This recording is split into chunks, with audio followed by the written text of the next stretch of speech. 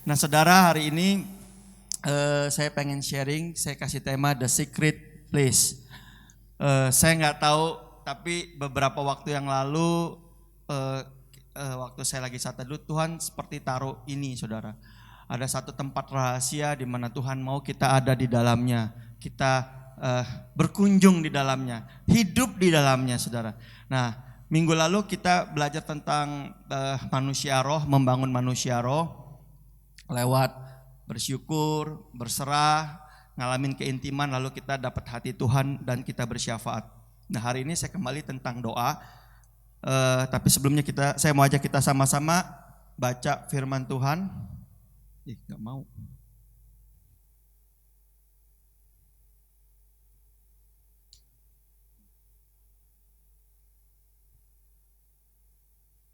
Oke. Haleluya. Saudara bisa baca yang belakang? Chris bisa ya? Kita mau baca bergantian. Saya ayat yang kelima, saudara ayat yang keenam, lalu ayat yang terakhir 8 kita bersama-sama. Matius 6 ayat yang kelima. Dan apabila kamu berdoa, janganlah berdoa seperti orang munafik. Mereka suka mengucapkan doanya dengan berdiri dalam rumah-rumah ibadat dan pada tikungan-tikungan jalan raya, supaya mereka dilihat orang. Aku berkata kepadamu, sesungguhnya mereka sudah mendapat upahnya. 6 silakan.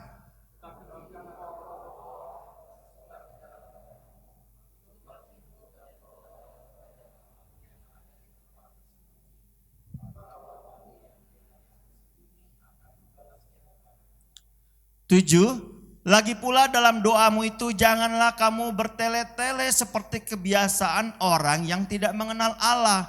Mereka menyangka bahwa karena banyaknya kata-kata doanya akan dikabulkan. 8 sama-sama.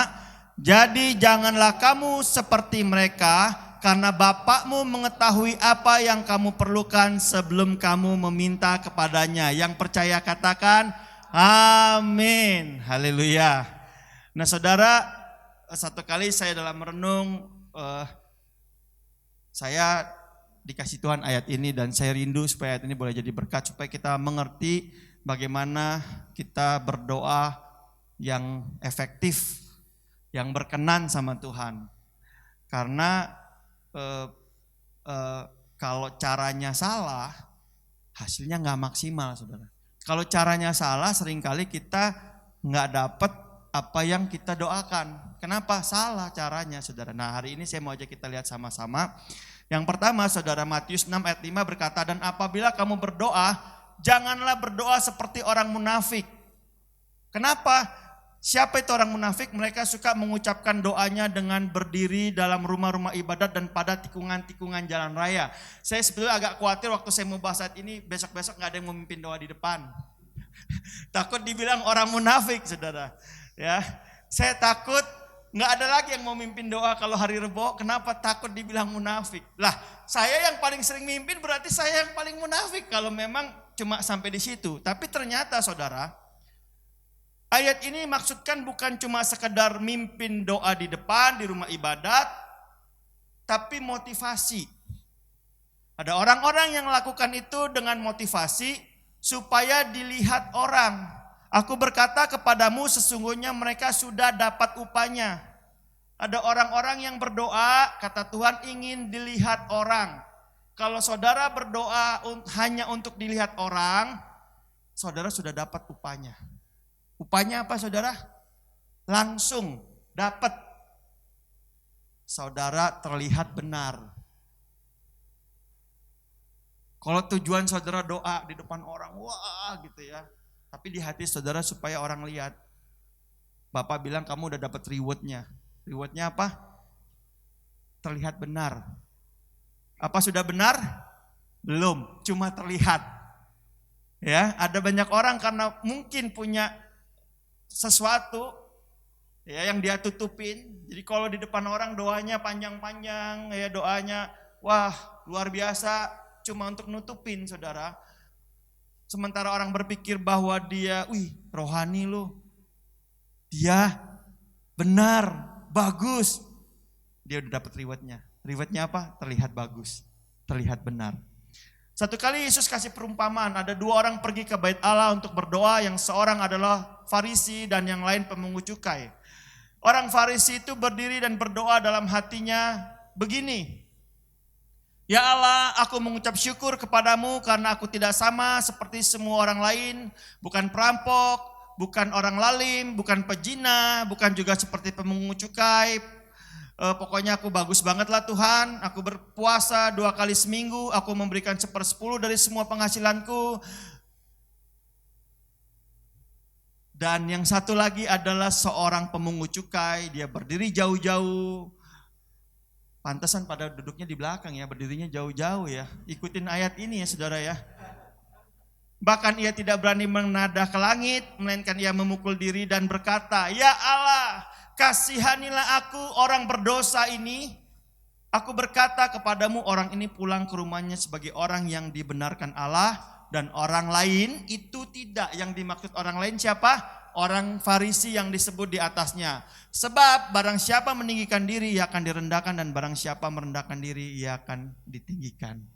Amin. Saya waktu baca ayat ini, saya merasa Tuhan ajarkan dalam berdoa, jangan merasa lebih baik dari orang lain, saudara. Jangan pernah datang ke Tuhan seperti orang yang gak punya masalah. Kalau saudara datang ke ibadah, ke komsel mungkin, saudara mau terlihat tidak ada masalah, mungkin masih bisa diterima. Takut diomongin orang, takut digosipin orang. Tapi kalau saudara datang sama Tuhan, kalau saudara punya masalah tapi merasa gak punya masalah, butuh Tuhan tapi gayanya kayak gak butuh Tuhan, saudara sedang punya masalah besar. Betul gak saudara? Ada orang takut kehilangan pekerjaannya. Ada orang takut kehilangan orderan. Gimana nanti hidupnya ke depan? Sementara dia ngadepin masalah-masalah di depan dia. Karena banyak masalah dia lupa berdoa, lupa baca firman. Seakan-akan masalah dia kehilangan pekerjaan, masalah dia kehilangan orderan lebih besar daripada masalah dia kalau kehilangan Tuhan. Betul gak? Betul, tapi seringkali kita lakuin. Kalau ditanya kenapa gak baca firman, gak sateduh, bolong. Sibuk Kak, lagi banyak kerjaan, lagi banyak orderan. Kalau gak ke-handle nanti repot. Saudara pikir saudara lebih baik gak kehilangan orderan tapi kehilangan hubungan sama Tuhan? Mana yang lebih penting saudara? Saya gak mengajarkan saudara mengabaikan pekerjaan, enggak. Tapi please, beri waktu yang terbaik buat Tuhan. Kalau saudara mau dapat yang terbaik dari Tuhan. Kalau saudara memberikan waktu sisa sama Tuhan, jangan heran kalau Tuhan juga kasih saudara yang sisa. Lalu saudara bertanya-tanya, kenapa ya orang lain kok lebih berkembang, lebih dahsyat, lebih dipakai? Sederhana, saudara, waktu saudara buat Tuhan apakah sudah yang terbaik? Amin saudara. Wajahnya tegang sekali ya, saudara, saya jadi deg-degan. Tapi saya rindu hari ini saudara ngalamin Tuhan dan Tuhan ingatin kita buat beri yang terbaik. Jangankan Tuhan, sebagai sesama saja, kalau saudara beri yang terbaik sama sahabat saudara, yang paling lumrah respon teman saudara juga akan memperhatikan dan memberi yang terbaik. Kalau saudara dikasih yang terbaik, atau saudara beri yang tidak terbaik, temannya juga kayak mau kayak enggak, jarang bangun hubungan. Sebaliknya teman saudara juga akan memberi ya seala kadarnya, karena bukan sahabat baik. Amin. Tapi kalau saudara udah berbuat baik, teman saudara tidak merespon dengan hal yang sama, saudara akan nangkep teman saudara enggak tahu diri. Yang ngomong Hosea bukan saya. Nggak tahu diri, lama-lama akan males deket lagi. Gitu juga dengan Tuhan. Kalau kita mengatakan Tuhan itu Bapa, sahabat, saudara, dia tetap mengasihi kita. Tapi buat punya relationship yang bagus susah. Karena Tuhan waktu ngeliat muka kita dia udah tahu masalah nih pasti nih. Minta tolong nih pasti nih. Saudara paham maksud saya? Please, buat mendapatkan yang terbaik dari Tuhan, yuk belajar kasih yang terbaik buat dia. Dia layak. Bahkan kalau Tuhan gak kasih yang terbaik buat kita, dia tetap layak dapat yang terbaik. Karena dia Tuhan, saudara. Amin. Berikutnya, lagi pula dalam doamu itu jangan kamu bertele-tele seperti kebiasaan orang yang tidak mengenal Allah. Mereka menyangka karena banyak kata-kata doanya akan dikabulkan. Saudara tahu kenapa bertele-tele seperti orang yang tidak kenal? Saya percaya saudara kita sering lakukan hal yang sama. Kalau kita mau kenal sama seseorang, nggak kenal dekat, kadang-kadang kita ngomongnya bertele-tele. Ngomongnya muter. Contoh, saya mau jual barang sama rekan saya Andi misalnya. Nggak gitu kenal. Saya ngomongnya muter. Pak Andi udah menikah, tinggal di mana, kerjaannya apa, ya. Menurut Pak Andi gimana Pak, resiko hidup Pak Andi, ya kan.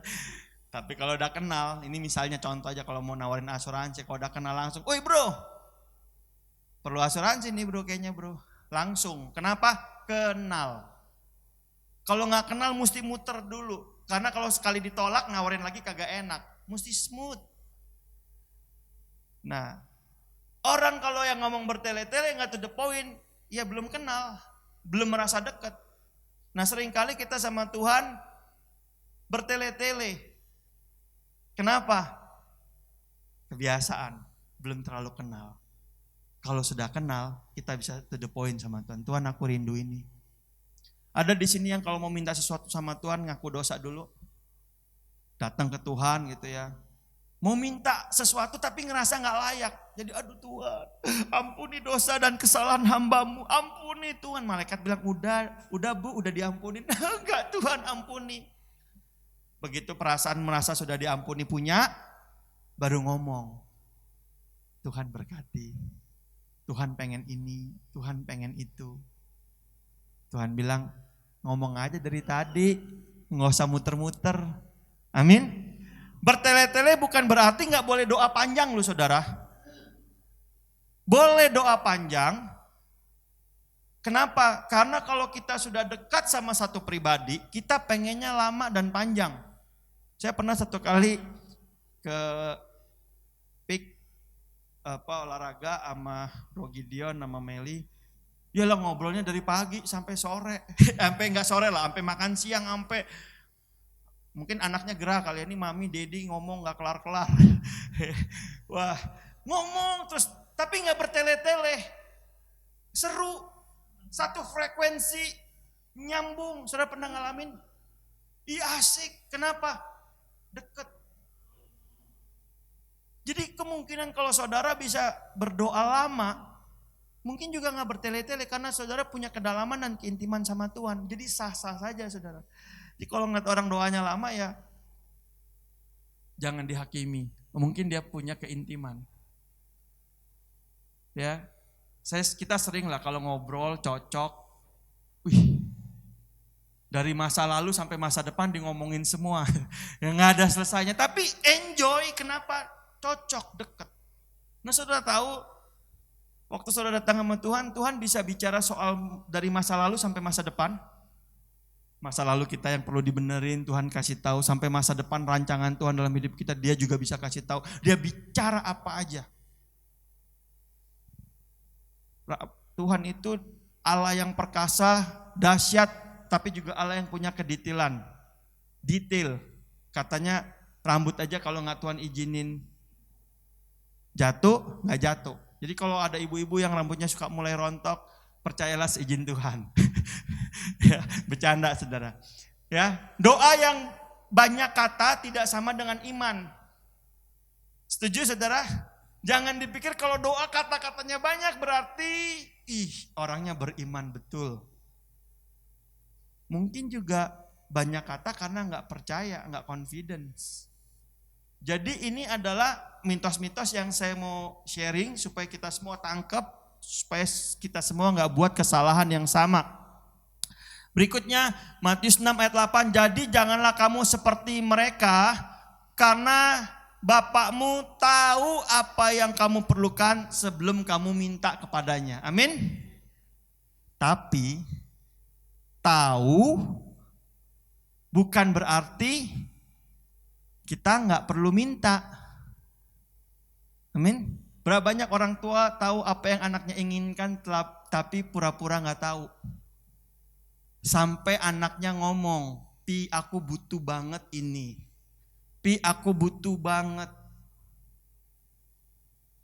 Kenapa? Karena sebagai orang tua kita pengen tahu seberapa saudara ingin. Seberapa sebagai anak ingin. Aduh penting, urgent. Bapak di surga punya hati yang sama.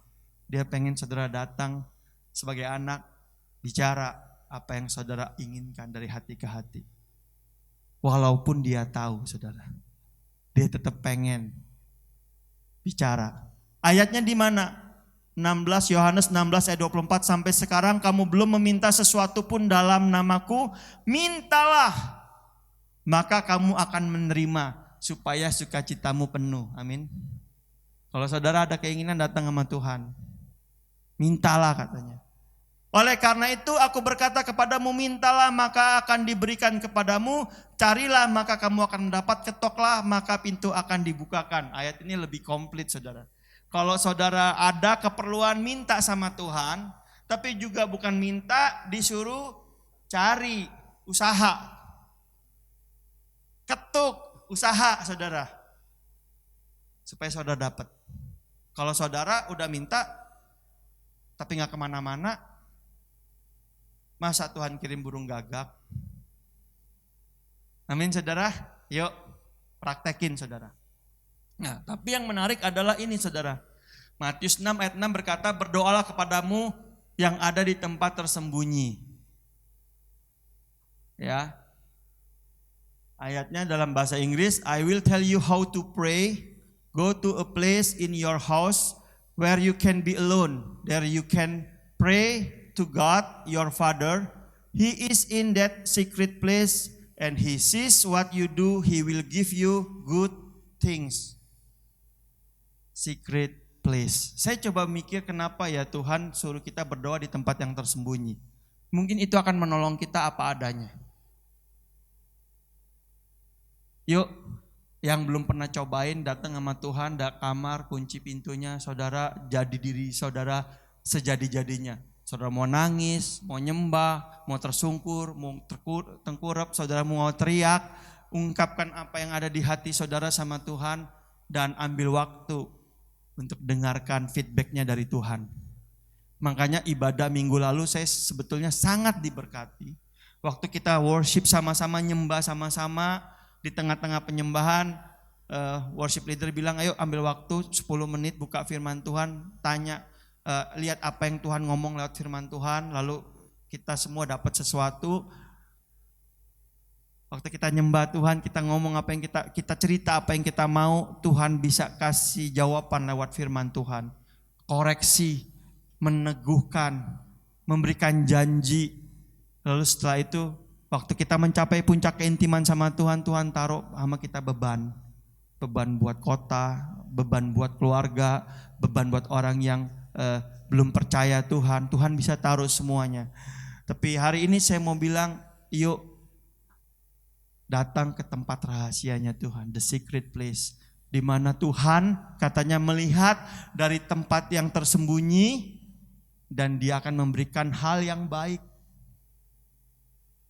Mungkin gak sesuai dengan yang kita mau, tapi yang baik. Mungkin bukan apa yang kita bayangkan, tapi itu adalah hal yang terbaik buat kita. Amin. Saudara bisa masuk setiap saat ke tempat kudusnya Tuhan. Nah saudara, dulu saudara, kalau untuk ketemu Tuhan gak gampang. Betul saudara, dulu ini kalau saudara nanti baca di Keluaran 40, di zamannya Musa, nggak bisa umat langsung ketemu muka dengan muka. Imam besar saja hanya setahun sekali masuk ke ruang Maha Kudus, itu juga deg-degan. Harus ngaku dosa, korban penghapus dosa, korban, wah deg-degan. Kenapa? Ada sempet dia buat dosa, lupa ngaku. Meninggal saudara. Makanya imam besar dulu kakinya diikat pakai benang. Supaya kalau jalan-jalan di dalam kedengeran klincing, klincing, klincing, klincing. Begitu gak terdengar, ditungguin. Udah 30 menit nih gak ada gerakan. 1 jam, udah boleh ditarik saudara. Mungkin sudah meninggal. Sedemikian sakralnya, sedemikian kudusnya, sedemikian sulitnya menghampiri Tuhan di zaman itu. Kalau bangsa Israel mengaku dosa, perlu pengampunan, ngomongnya sama imam, bawa persembahan, imam yang bantu bakarin. Tugas imam, bagiannya imam. Itu di zaman dulu saudara. Gak mudah. Tuhan mau menampakkan diri, mesti puasa. Gak boleh naik ke atas gunung atau mati. Kenapa? Karena kekudusan Tuhan. Zaman itu. Lalu satu kali saudaraku, ini tabut perjanjian yang melambangkan kehadiran Tuhan satu kali direbut bangsa Filistin. Lambang kehadiran Tuhan, simbol kehadiran Tuhan gak ada lagi di Israel. Nah satu kali saudara, Daud ambil balik ya. Dan Daud satu-satunya pribadi saudara di Alkitab yang dia bukan imam, ini ayatnya, dia bukan imam, dia bisa mempersembahkan korban. Saudara baca, tabut Tuhan itu dibawa masuk lalu diletakkan di tempatnya di dalam kemah yang dibentangkan Daud. Kemudian Daud mempersembahkan korban bakaran, korban keselamatan di hadapan Tuhan. Even dia bukan imam, dipersembahkan korban. Kenapa? Hatinya Daud. Hatinya Daud untuk Tuhan saudara. Daud orang pertama yang makan korban persembahan, harusnya untuk imam dia makan, dia gak kenapa-kenapa saudara. Kenapa? Hatinya Daud. Tuhan lihat hatinya Daud. Saya bayangkan hari itu saudara, kalau saudara baca nanti 2 Samuel 6 ayat 17 sekitarnya. Waktu tabut perjanjian diambil, Daud menari-nari. Kukan menari seperti Daud menari. Kukan menari, kukan menari, kukan menari seperti Daud menari. Istrinya bilang, raja apaan? Nggak bisa jaga wibawa. Wah, mempermalukan diri sendiri. Ya, banyak kali kita di gereja kita mau menari buat Tuhan, tapi kita berpikir, wah nggak enak nih sama sebelah kanan sebelah kiri. Kita nggak menari. Itu sebabnya saudara, sering kali kita ketinggalan sama Tuhan. Tapi Daud enggak. Dia menari sekuat tenaga. Dia menari. Dan dia bangun korban persembahan buat Tuhan. Sejak saat itu tabut perjanjian ditaruh di dalam sebuah kemah, sebuah pondok. Kemah sebetulnya bukan pondok, kemah. Disebut pondok Daud. Nah, lalu Daud pakai saudara tuh ciptain ada beberapa tim untuk lakukan pujian penyembahan 24 jam. Kenapa? Karena Daud rindu menyembah Tuhan, karena Daud rindu meninggikan Tuhan.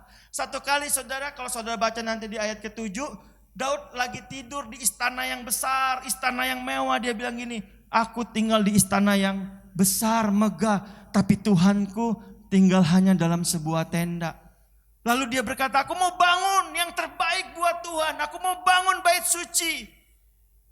Tapi Tuhan berfirman lewat Nabi Nathan, Daud, rumah seperti apa yang kamu mau bangun?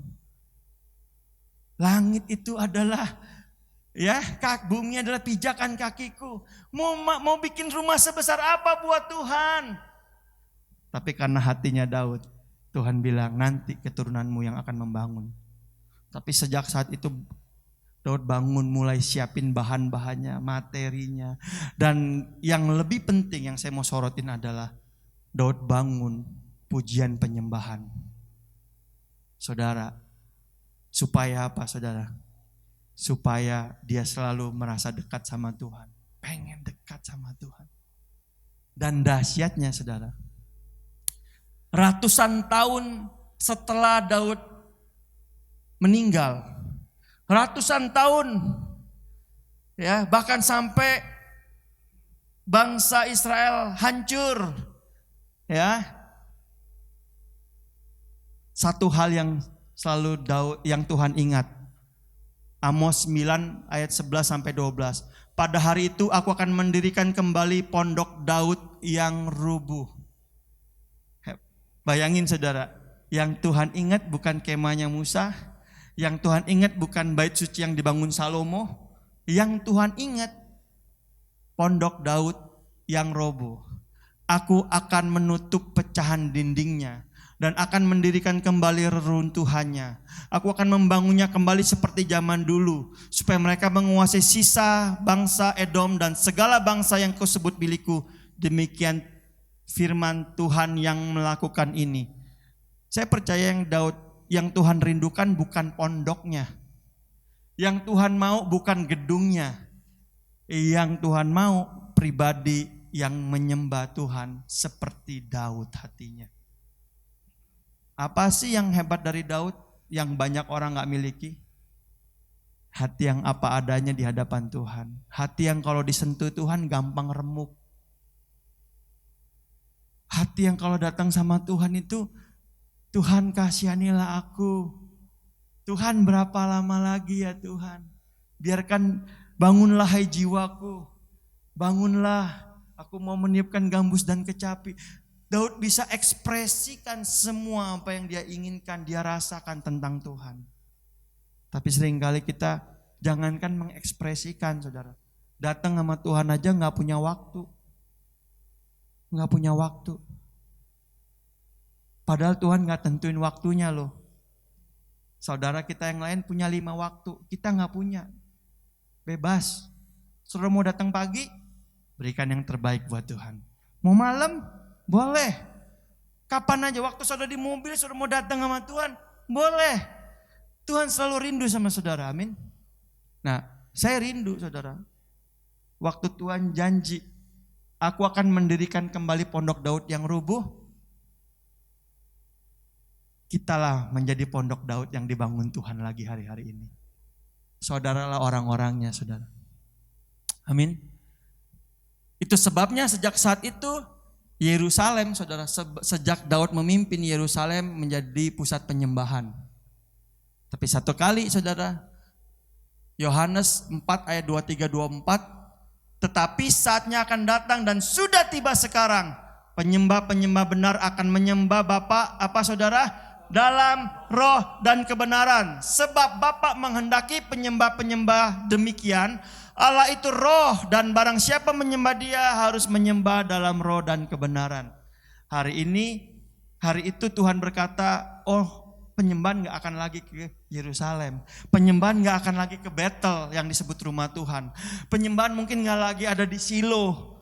Penyembahan bukan bicara tempat, tapi bicara tentang oknum, si penyembah yang menyembah dalam roh dan kebenaran. Saudara tahukah saudara ketika saudara di dalam Kristus, saudara sudah dibenarkan. Dan di dalam Kristus saudara dimateraikan oleh Roh Kudus sebagai kepunyaannya. Tahukah saudara, di dalam Kristus saudaralah pribadi-pribadi yang dapat menyembah Dia di dalam roh dan kebenaran. Saudara. Tapi seringkali kita gak sadar bahwa tubuh kita adalah bait Allah. Gak sadar, kita pikir yang namanya gereja, bait Allah, gedung. Tapi sebetulnya saudara sendiri, amin. Banyak orang kalau menyembah pasti gereja di gedung. Gereja ya? Ayo nyembah. Ku masuk ruang maha kudus. Kenapa? Ada di gereja. Nih. Tapi kalau sehari-hari lagunya bisa beda. Kenapa? Karena kita berpikir bahwa gereja adalah gedung. Kita nggak pernah tahu ayatnya berkata, kamu adalah bait Allah dan bahwa roh Allah diam di dalam kamu. Jika ada orang yang membinasakan bait Allah, maka Allah akan membinasakan dia. Sebab bait Allah adalah kudus dan apa? Bait Allah itu saudara dan saya. Itu sebabnya saudara, hari ini saya mau sharing ini. Saudara adalah tempat kudusnya Tuhan.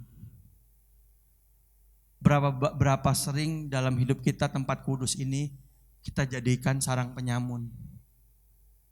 Bertransaksi di situ, jual beli di situ. Bahkan kita lupain Tuhan. Kita isi hati kita, pikiran kita dengan sesuatu yang salah. Sehingga Tuhan gak bisa tinggal tenang di bait sucinya di dalam diri saudara. Ada orang saudara datang ke tempat kudusnya Tuhan, tempat rahasianya Tuhan, tujuannya minta ini dan minta itu.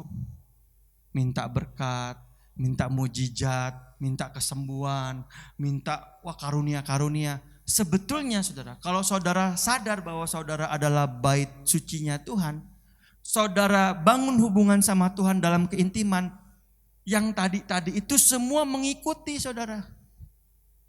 Betul gak?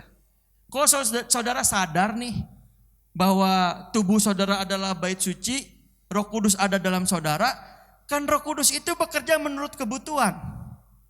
Setuju ya? Ketemu orang yang sakit, kebutuhannya disembuhkan, mengalirlah karunia kesembuhan. Butuh orang yang perlu dikuatkan, mengalirnya karunia-karunia menasehati. Ya kan? Ketemu orang yang butuh disupport keuangan lagi sulit, mengalir kasih karunia, ya karunianya karunia apa? Memberi. Ada yang karunianya begitu melihat sesuatu, wah ini kok berantakan, gak ada yang mimpin, tiba-tiba karunia memimpinnya muncul. Dan semua karunia itu equal. Setuju gak? Nggak ada yang lebih penting satu dan yang lainnya. Kenapa? Karena semuanya dari Roh Kudus yang sama. Jadi kalau saudara nggak bisa, misalnya, nggak bisa menafsirkan bahasa roh, ya jangan merasa kurang sakti. Karena kalau saudara ada orang punya masalah, saudara konseling, nilainya di mata Tuhan sama ketika saudara menafsirkan bahasa roh. Waktu saudara memimpin dengan rajin, sama di mata Tuhan dengan saudara sedang bernubuat. Sama saudara. Kenapa? Semuanya dikerjakan oleh Roh Kudus. Nah, tapi masalahnya kita jarang saudara merasa bahwa tubuh kita ini adalah bait suci yang harus dijaga. Supaya waktu Roh Kudus mau beracara dalam hidup kita, dia punya keleluasaan. Coba. Saya masih ingat satu kali saudara. Ada teman segereja yang cinta Tuhan sekali. Tiba-tiba kena sakit paru-paru yang paru-parunya itu langka. Penyakit paru-paru yang langka lah. Misalnya 1 juta case baru 1. Dan keluarga dia sudah 2 atau 3 orang yang meninggal dengan penyakit yang sama. Kita doa, Tuhan sembuhkan. Sampai akhirnya meninggal saudara. Waktu meninggal, kita ngomong di WhatsApp, ini udah kejadian lama lah, udah 10 atau 12 tahun yang lalu.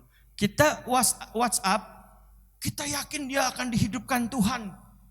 Kita datang ke Husada, ke peti matinya. Kita lihat-lihatan siapa yang berani bangunin duluan. Dalam nama Yesus bangkitlah. Lihat-lihatan sampai tutup peti, kagak ada yang berani ngomong. Kalau ditanya kenapa? Cuma satu, nggak punya iman. Kalau ditanya kenapa? Enggak pede, enggak confident. Enggak lah, belum nyampe. Apa karena Roh Kudusnya yang salah? Enggak loh saudara. Karena kita enggak make relationship sama dia, sama Roh Kudus. Waktu Lazarus mati, Yesus malah bikin lama supaya sah, betul-betul mati. Waktu murid-murid bertanya, Yesus ngomong begini, bagus kita nggak ada di sana, supaya nama Bapa dipermuliakan. Lazarus tertidur dan aku akan ke sana membangunkan dia. Ditulis di Alkitab, maksudnya Lazarus sudah mati dan Tuhan akan membangkitkan supaya dipermuliakan. Yesus begitu relationship sama Bapa di surga sampai dia tahu Tuhan apa yang mau dikerjakan. Lah kita on off, Minggu gereja, Selasa kumat, ya kan? Benar nggak? Minggu semangat, hari Kamis, Jumat, lagunya itu. Ku tak dapat jalan sendiri. Sabtu bikin dosa, Minggu gereja. Terus, nah berapa banyak saudara yang rindu ngalamin keintiman sama Tuhan dan menerima anugerah yang Tuhan sudah taruh dalam hidup saudara. Efesus 1 ayat 3 bilang gini, semua harta di surga sudah dia berikan kepada kita. Masalahnya saudara, berapa banyak kita yang punya kedekatan sehingga kita bisa melangkah dalam segala yang Tuhan beri. Contoh, kalau saya nggak dekat sama Bro Hosea, mau minjem apa-apa nggak enak, bener nggak? Ntar gimana? Kalau dia mau pakai gimana? Kalau dia lagi moodnya nggak bagus gimana? Kalau dia, banyak alasan dan banyak ketakutan. Tapi kalau saya dekat, langsung telepon, langsung WA, tolong begini ya, tolong begitu ya, mudah. Kenapa? Kenal. Amin. Kenal. Saudara seberapa kenal sama Tuhan? Nggak kenal. Mungkin karena kita sering ketemu Tuhannya bukan di tempat-tempat tersembunyi yang sifatnya pribadi. Ngobrolnya ngobrol rame-rame. Paham maksud saya ilustrasinya?